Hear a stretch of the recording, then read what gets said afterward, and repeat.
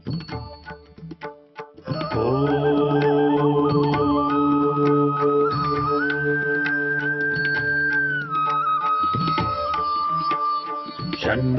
मित्रः शं वरुणः शन्नो भवत्वर्यमा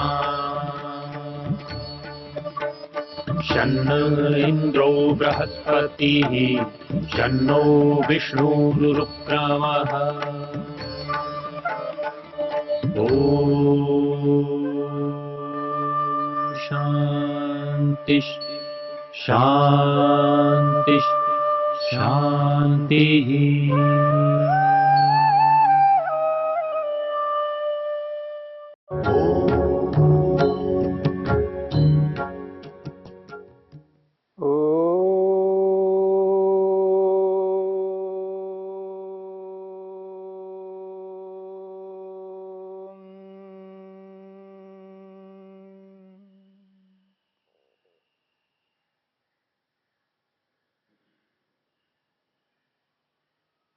योग विद्या के अंतर्गत मन की चर्चा चल रही है। योग में मन को एकाग्र करने के लिए, मन को ईश्वर में लगाने के लिए, समाधि को प्राप्त करने के लिए मन को समझना आवश्यक है। मन के संदर्भ में आपके सामने मन की 5 अवस्थाओं की चर्चा की गई। मन की 5 भूमियां। मन की पहली भूमि है क्षिप्त, दूसरी भूमि है मूढ़, तीसरी भूमि है विक्षिप्त, चौथी भूमि है एकाग्र और 5वीं भूमि है निरुद्ध।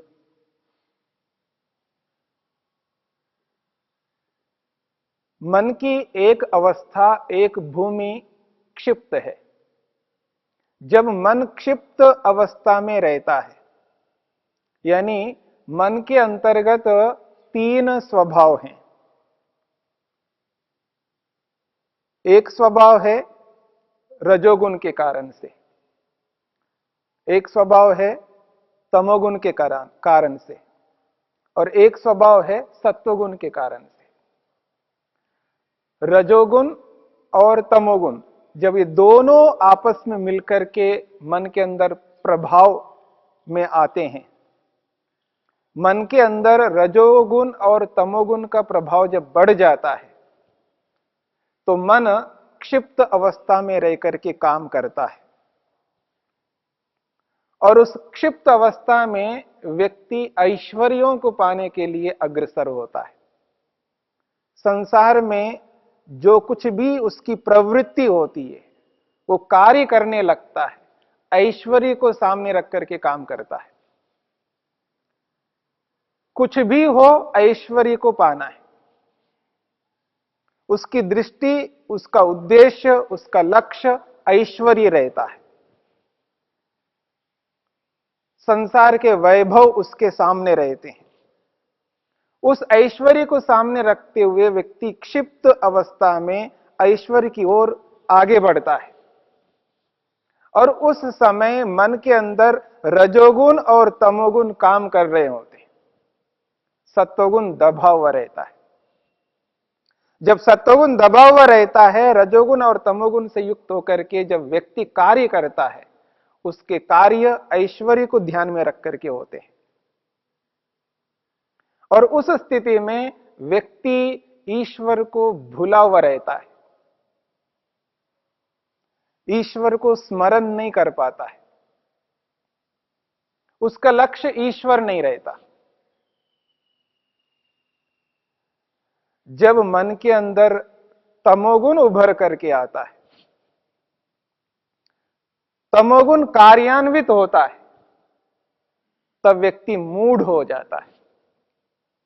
मन की मूढ़ अवस्था रहती है, और उस मूढ़ अवस्था में तमोगुण काम कर रहा होता है, तो व्यक्ति के सामने अधर्म रहता है। वो जो कोई भी काम करता है वो अधर्म ही करता है, और उसके मन में जो ज्ञान होता है वो अज्ञान भरा हुआ रहता है, अज्ञान से ओतप्रोत रहता है। और उस अज्ञान से युक्त होकर के अधर्म करता हुआ आगे जब बढ़ता है, वो ये नहीं देखता है कि संसार में कौन मेरे अपने हैं, कौन पराये हैं। उसके स्वार्थ की पूर्ति के लिए उसे कुछ भी करना पड़े, वो सब कुछ करता है जो उसे करना नहीं होता। और उसका परिणाम सब जानते हैं। जब व्यक्ति अज्ञान से युक्त होकर के, अधर्म से युक्त होकर के, अन्याय से युक्त होकर के जो कोई भी क्रिया करता है, उसका परिणाम क्या होता है सभी जानते हैं। पर उस जानकारी को न रखने के कारण से, मन के अंदर वो अविद्या अज्ञान भरा हुआ होने के कारण से उसको ये एहसास नहीं होता है कि मैं गलत कर रहा हूं, अनुचित कर रहा हूं, अन्याय कर रहा हूं, अधर्म कर रहा हूं। ये बोध उस व्यक्ति को नहीं हो पाता है। और कोई भी व्यक्ति हितैषी बनकर उसको ये कहा जाता है कि ये अधर्म है, अन्याय है, अनुचित है, उसको समझ में नहीं आता, क्योंकि मन के अंदर तमोगुण उभरा हुआ है और रजोगुण सत्वगुण दबे हुए हैं, और केवल तमोगुण से युक्त होकर के व्यक्ति ऐसा ही कार्यों को करता जाता है। ऐसी स्थिति में ईश्वर उसके लिए कोसों दूर है, बहुत दूर है। यह मन की दूसरी अवस्था है, मूढ़ अवस्था। जब मन के अंदर सत्वगुण उभरने लगता है, तमोगुण दबने लगता है, और दबता दबता पूरा दबने लग जाता है, तो सत्वगुण उभर करके आता है। लेकिन रजोगुण भी कुछ मात्रा में उभरा हुआ उसकी स्थिति है। रजोगुण उभरा हुआ रहता है पर कम मात्रा में। तब व्यक्ति विक्षिप्त अवस्था में रहता है। मन की तीसरी भूमि है विक्षिप्त।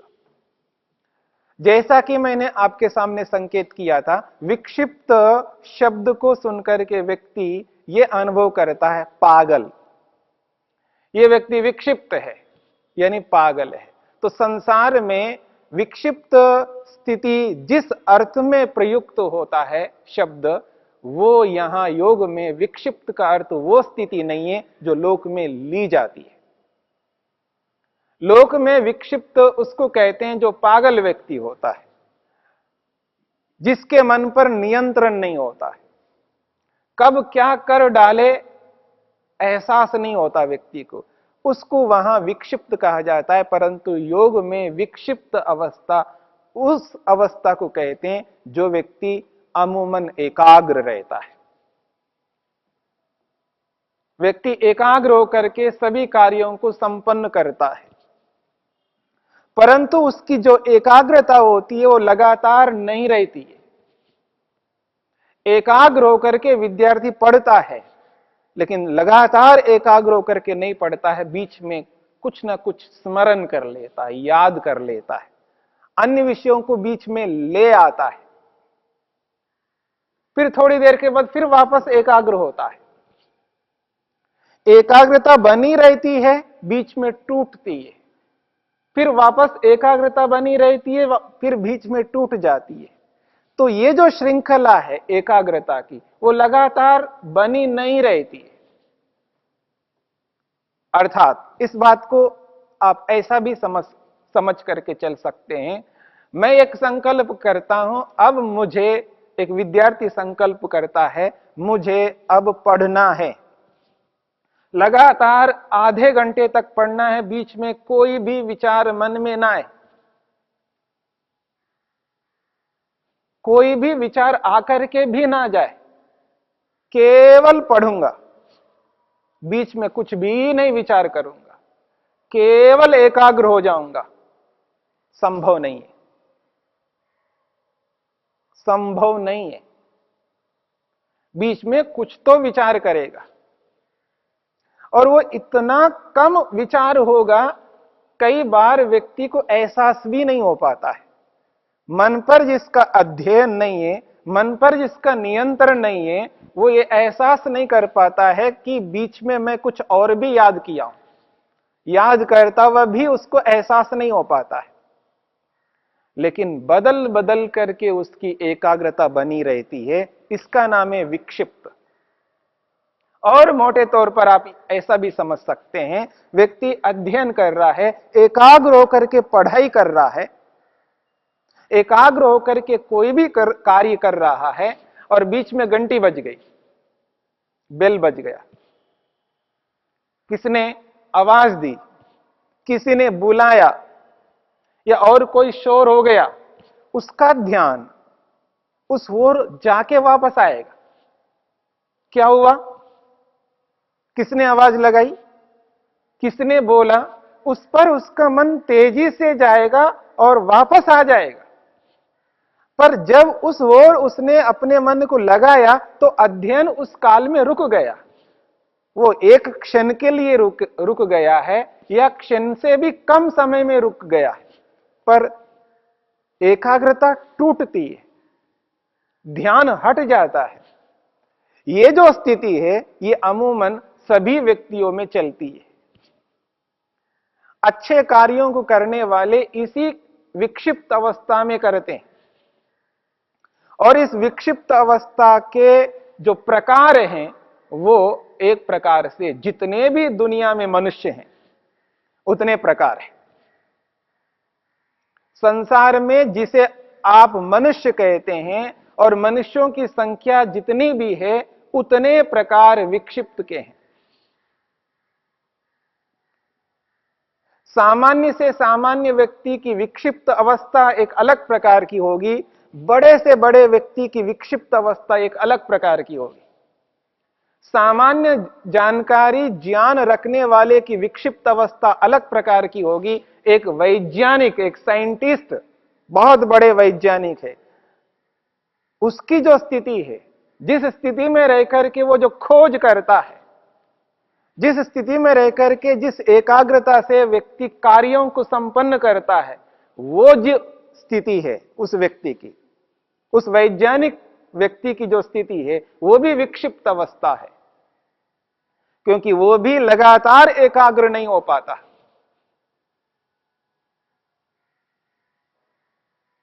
क्योंकि उस व्यक्ति में भी बहुत सारी इच्छाएं हैं, अभिलाषाएं हैं, और वो स्मरण आ जाते हैं बीच में।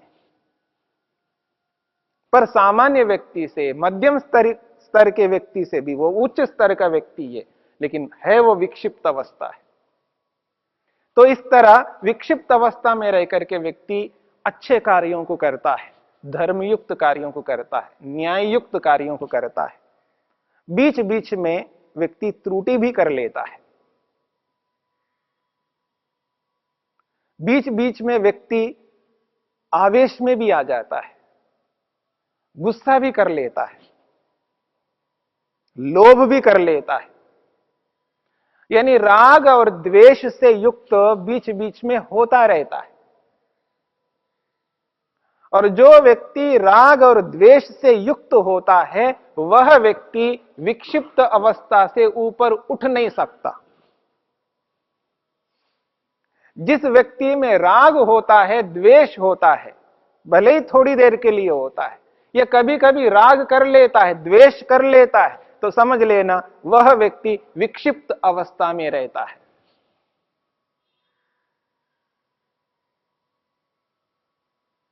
लेकिन इससे ऊपर जब उठ जाता है व्यक्ति, मन की जो चौथी भूमि है, चौथी अवस्था है, जिसे एकाग्र अवस्था कहते हैं, एकाग्र अवस्था में राग और द्वेष नहीं रह सकते। जिस व्यक्ति का मन एकाग्र रहता है, यानी योग की भाषा में एकाग्र अवस्था में रहने लगता है, उस स्थिति में व्यक्ति बीच बीच में नहीं, वो राग और द्वेष से कोसों दूर रहता है। किसी भी स्थिति में, किसी भी परिस्थिति में, किसी भी काल में व्यक्ति राग और द्वेष से युक्त नहीं हो सकता, विचलित नहीं हो सकता। राग और द्वेष स्पर्श नहीं करते, वो सम स्थिति में रहता है। गीता में बोला जाता है, गीता के माध्यम से समत्वम जो कहा जाता है, सम रहता है व्यक्ति। कृष्ण ने अपने जीवन के काल में जितने लोगों से जुड़ करके उन्होंने काम किया, विकट से विकट परिस्थिति में भी रह करके देखा और अच्छी से अच्छी स्थिति में भी रह करके देखा, लेकिन दोनों स्थितियों में सम रहे और दुनिया को भी यही संदेश दिया है। वो जो सम स्थिति है वो एकाग्र अवस्था में आ सकती है। भ्रष्ट से भ्रष्ट व्यक्तियों के सामने भी खड़े होकर के सम रहना, उनका विनाश करने के सोच रखने वालों के सामने रह करके भी सम रहना, ये वो एकाग्र अवस्था है जो योग में कही गई है। जिस स्थिति में व्यक्ति एकाग्रता को प्राप्त होता है, वो जो स्थिति है वो है मन की चौथी अवस्था, चौथी भूमि, जिसका नाम है एकाग्र अवस्था। उसी स्थिति में रहकर के व्यक्ति समाधि लगा सकता है। उसी स्थिति में रहकर के समाधि लगा करके स्वयं का, आत्मा का बोध कर सकता है, आत्मज्ञान कर सकता है। आत्मा को यह एहसास हो सकता है कि मैं ऐसा हूं। जिस एकाग्र अवस्था में वो लेश मात्र भी तमोगुण को उभरने नहीं देता, रजोगुण को उभरने नहीं देता, केवल सत्वगुण उभरा हुआ रहता है। मन में जब केवल सत्वगुण उभरा हुआ रहता है, तब उस स्थिति में वो जिस किसी भी कार्य को करता है, उसका जो ज्ञान काम करता है वो यथार्थ ज्ञान काम करता है, जिसको विवेक के नाम से कहा गया है। जिसको विवेक के नाम से कहा गया है और योग की भाषा में सत्व पुरुष अन्यता ख्याति के नाम से कहा है। मन की एकाग्र अवस्था में व्यक्ति जो वस्तु जैसी है उसको वैसा ही अनुभव करता है। जड़ को जड़ और चेतन को चेतन अनुभव करना एकाग्र अवस्था में संभव है।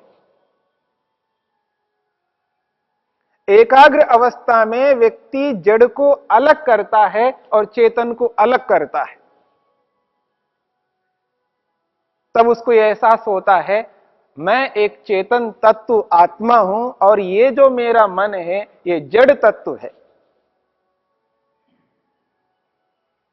यद्यपि सामान्य रूप से हम जो आज अनुभव करते हैं, हां ये तो जड़ है और मैं चेतन हूं, वो जो हमारा अनुभव है, हमारा जो अनुभव जड़ को जड़ मानना, चेतन को चेतन मानना अलग अनुभव है, और एकाग्र अवस्था में जाकर के जड़ को जड़ मानना और चेतन को चेतन मानना सर्वथा भिन्न है, अलग है।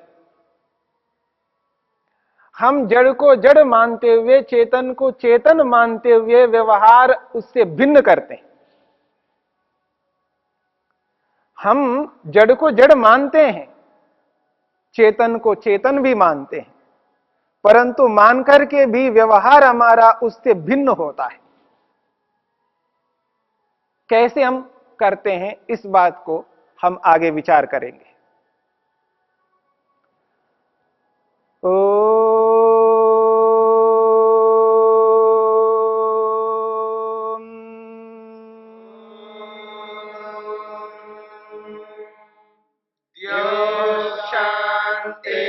शांतिरंतरिक्षं शांति पृथिवी शांतिरापः शांतिरोषधयः शांतिः वनस्पतयः शांतिर्विश्वे देवा शांतिर्ब्रह्म शांति सर्वं शांति शांतिरेव शांति क्षमा शांतिरेधि।